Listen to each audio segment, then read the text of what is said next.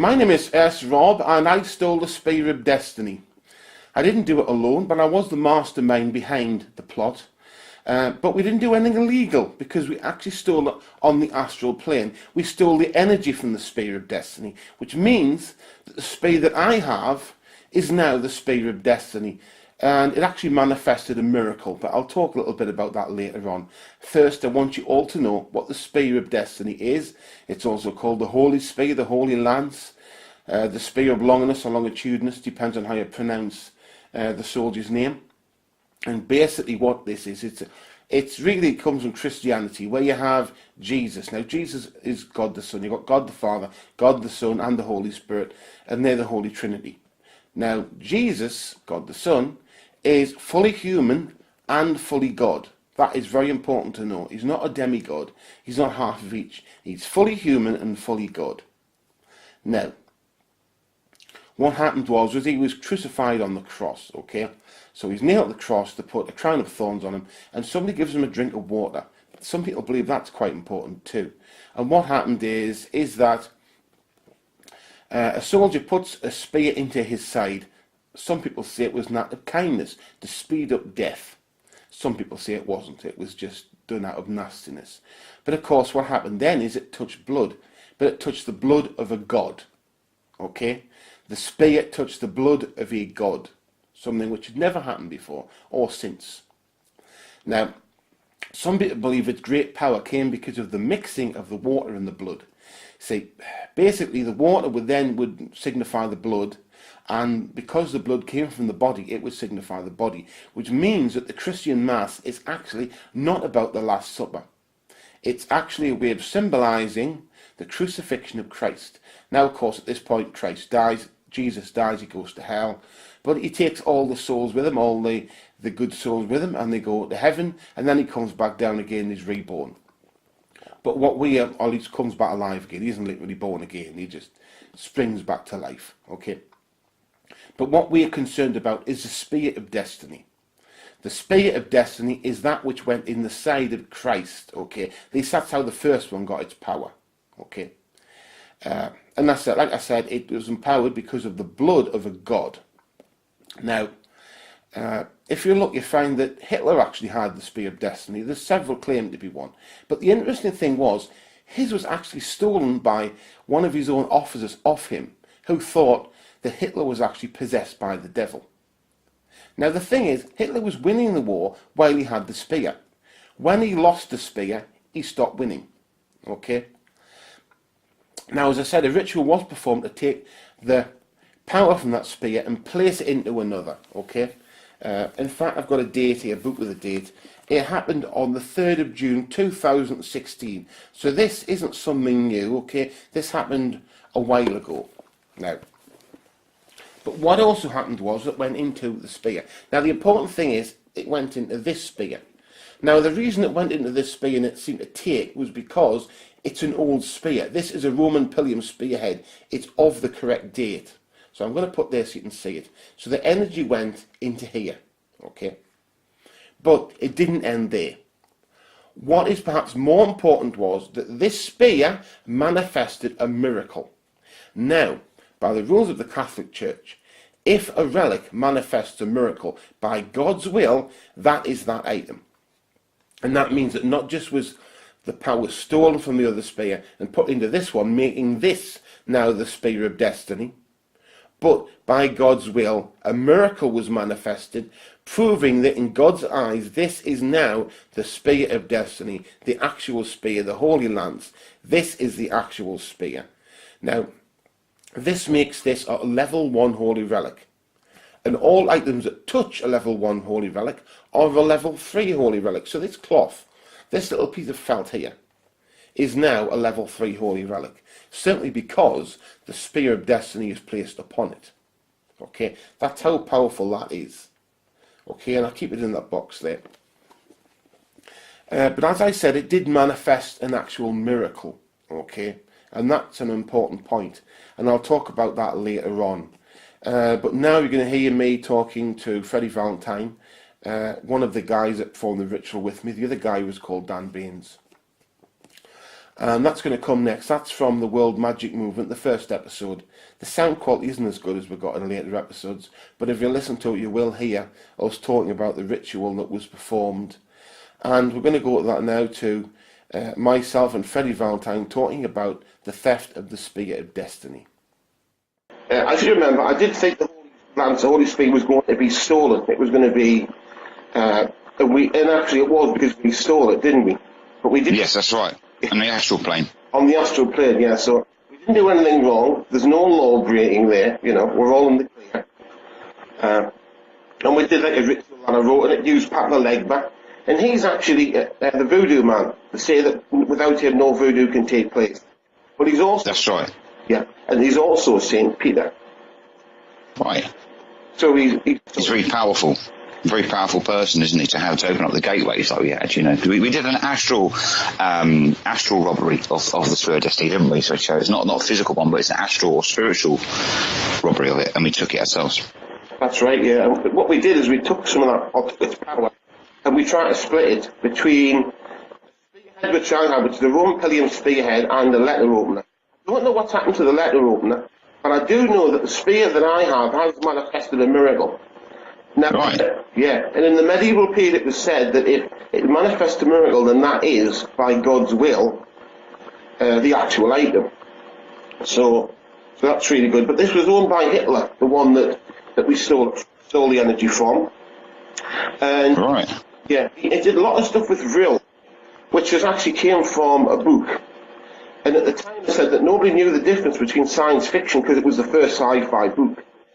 But the idea of Vril really comes from prana energy, power. So there was a lot of ceremonies done that would give more energy, that would power it up, add to its power.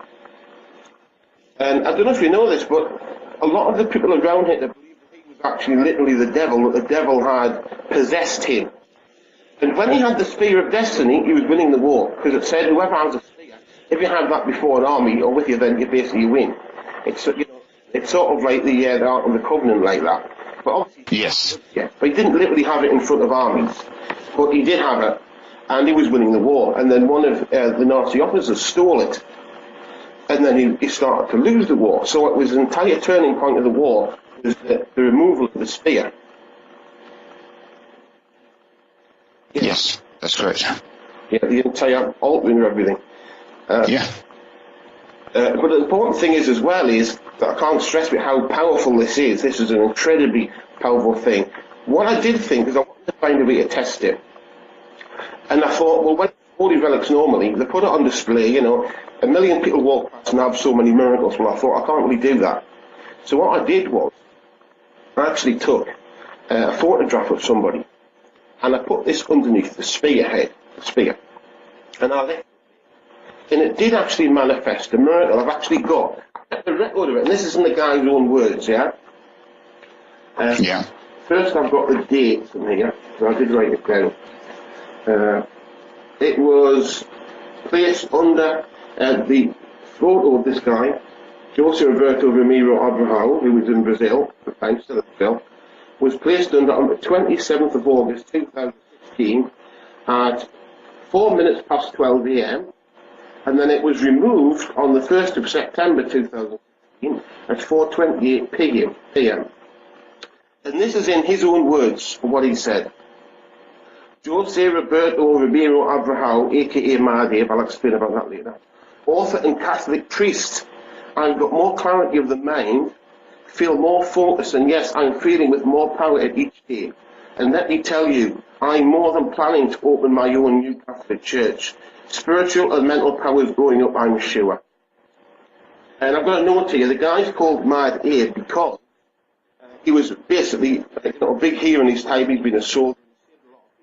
But he was also linked with a person called Raul Feixas, which was a big celebrity star over there. And he was his composer. Yes. And so he wrote a lot of stuff for him. And so that all he got the name Mad, as they did as well. But after I moved it, some even more interesting stuff has happened. Because I assumed it was stopped at that point, you know what I mean, that when it was removed. Yes. But what's actually happened was he got made into a bishop. He got ordained from being a priest to becoming a bishop. Right. Yeah. And he's a member of the Old Catholic Church, and that predates the alterations made by Rome. So that's nearer to the church how it actually was when it first set up at the very start. And he is setting up his own church, and I've got a name of it. It's called the Catholic Apostolic Orthodox Ecumenical Liberal Church. All right. And that's the name of the church that he's setting up. So, I mean, to me, you can't get more of a miracle than that. That is a miracle. That's God's will speaking through the spear. Yeah, completely. I mean, when I did this, we did this together, because there was also Dan Baines was there, did it as well. There wasn't just us. That's right, yeah. The three of us. And I was just thinking to take the energy from the spear. I wasn't really thinking much further than that. And now, because of this, a new church is going to be set up by this guy who's now, and the thing is, because he's being made a bishop, he can ordain other people now. So it's not just him saying that, he's being made a bishop, he can ordain priests and people like that, and that's something that normally that would be difficult to do. I don't know if you know this, all the ordinations in the Catholic Church, all the Catholic churches, all go back to St. Peter. So if you go back to the person who ordained him and the person who made him a bishop, and you trace it back, it'll go back to St. Peter. Now, as I said before, St. Peter is also called in voodoo, he's called the voodoo man, and is called Papa Legba, the person, yes, the entity we use to do this with. So, yes. I mean, I feel this is tremendous, I really do. I wasn't really expecting it to work that well, to be honest. I was expecting it to work, but I wasn't expecting, all this, because this isn't just like a marginal miracle. This is a full-on miracle. I don't even... Yeah. Well, we are now going to hear from Jose Abrahao, and this is the man whose life was changed by the Spear of Destiny. This is the man whose picture was placed under the Spear of Destiny, and the miracle that occurred basically was his life, a change in life. Not just did the man become ordained as a bishop from being a priest, but the man also set up his own church, okay? A church was founded, and we're going to hear from him now. To whom it may concern, my name is José Roberto Romeiro Abrahao, and I am a Brazilian citizen, and I was not fully prepared for the change that having my picture placed under the Spear of Destiny would have.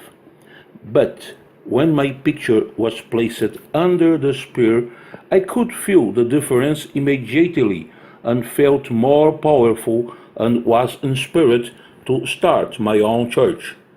But the changes to my life did not stop there, because before putting my picture under the spear, I was already an ordained Catholic priest. In fact, from the Vetero Catholic Church branch in Brazil.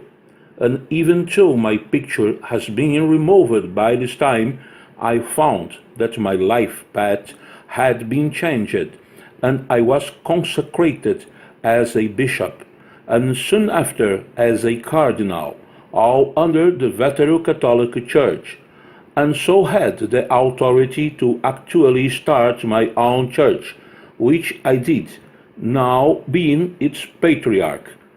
I feel that the spear is a powerful artifact, and that although I may have been especially suited to the spear, having been a priest already, and well acquainted with its power and theological significance, it did change my life. I feel glad that the spear changed my life, because it changed it for the better. And not just do I feel that it has helped me, but also I am empowered. I feel more powerful than ever before, and have survived some threats to my life with ease. And I feel this is the power of the Spear of Destiny protecting me. It is as if, when my picture was placed under the spear, as if Jesus Christ himself touched me in the most powerful of ways.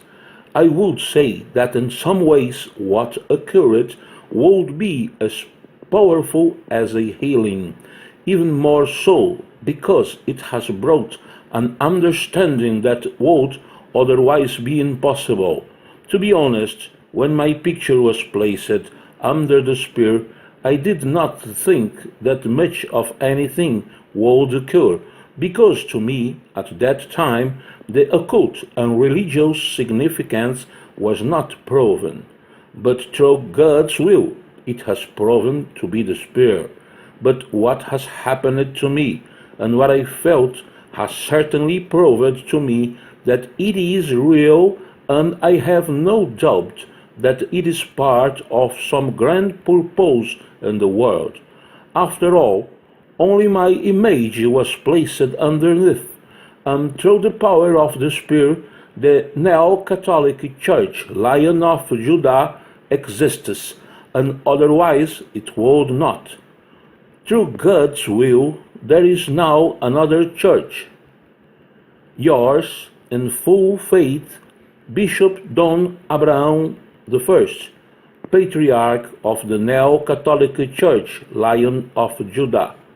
Well, this brings us back to this. The Spear of Destiny. I feel a theft had to happen, which means it is supposed to be right here with me. But why? Has the purpose of the Spear of Destiny already passed? Or is it, as I suspect, that it isn't here for my benefit, but for that of other people?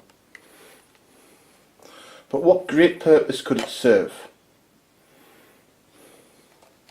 Obviously it's to help people, but how would that be served by a change of location? And that brings me to the conclusion that in actual fact, the reason that this spear is here is to save humanity. This brings us to the Bible, the end of days, where you've got spiders with human heads and all sorts of things. Is that a prediction, as in something that cannot be changed? Or is it supposed to be changed? Is the purpose of the Spear of Destiny being with me so that it can be changed, so that it won't happen, so that humanity will continue ongoing? Either way, I've got a feeling we'll find out.